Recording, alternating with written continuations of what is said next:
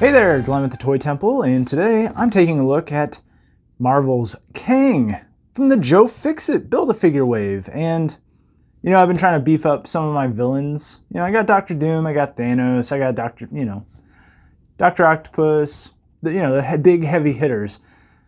And I know Kang's a heavy hitter, but not as known as some of the other ones. Kang, of course, from the Avengers, one of their very, very first villains. Born in the 31st century, Kang employs time travel and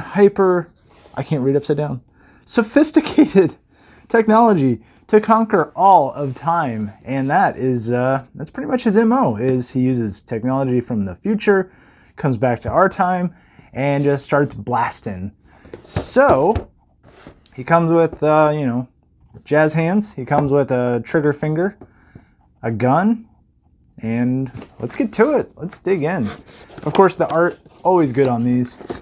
Marvel Legends always knock it out of the park. Look at that. He's got palm trees. There's a pyramid for some reason. Clouds, the sun, some birds. What a good art. That's pretty good for this. Here.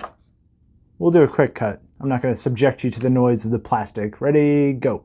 All right, and here's Kang out of the package. So I really love the blue face paint they used. You know, two-tone blue, of course. A little bit of light goes across the eyes, and it came out pretty clean. None of that blue really got into the eyes. I love the design on the legs, where the thigh swivel is actually like part of the pants. It reminds me of what they do with the Black Series, and that thing goes all the way around, and it's very tight. Very cool. The outfit, it gives him the upper diaphragm movement. And underneath, does he have, what's in there? Oh, I see. There's a peg and a hole that's keeping that in place. So I'm not going to dig too far into that, but just know that there's stuff keeping it down, probably glued as well. But I can't confirm that. Single jointed elbows because he likes to wear a baggy poncho.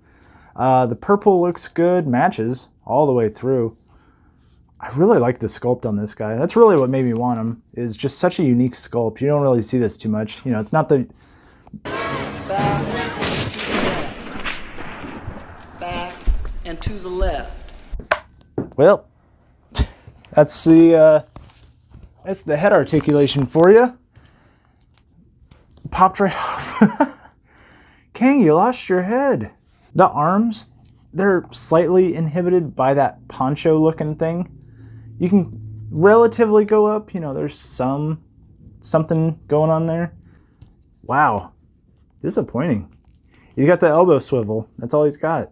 And then, the wrist, and he's got the hinge. That shouldn't go that way, but it should go that way, like wrists do.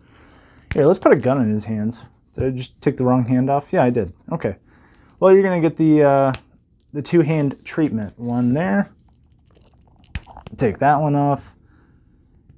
That way you can hold your gun. And you know what? I should have looked before, but I've seen this gun before, and I don't know where. So maybe right here? I'll put the toy, if I can think of it. But I've definitely seen this guy before. Cool. All right, now I can start blasting. The accessories are pretty weak, if I'm being honest. They're just not my cup of tea. I mostly got it because I heard that he's going to be in the Ant-Man movie. He just doesn't look as intimidating as a guy named Kang the Conqueror. He just kind of looks like Kang the guy who's just going to shoot you.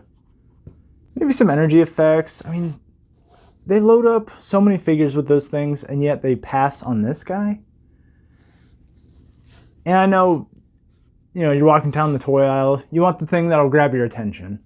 And unfortunately, you only give this guy so much, you're going to pass on him because guess what? He doesn't come with much. So, some idiot 11-year-old's going to walk by and go, nah, I'll take Iron Man. Well, Iron Man comes with a lot of stuff. Kang, unfortunately, doesn't. But the sculpt is really good. I love the lining. The articulation at the top's pretty bad. Yeah, he's got ankle rockers, ankle pivot, double jointed knees, thigh swivel, upper waist diaphragm. A little bit. It's like a mix of both. It's weird, but really good sculpt. But I just, I could see why it was hanging on the peg. Of course, on Amazon, it's sold out and, you know, aftermarket sellers. But I walked into Walmart and I saw them and I was like, okay, well, I'm going to get them because I had my eye on them. Because got to beef up that villains shelf. I got MODOK coming.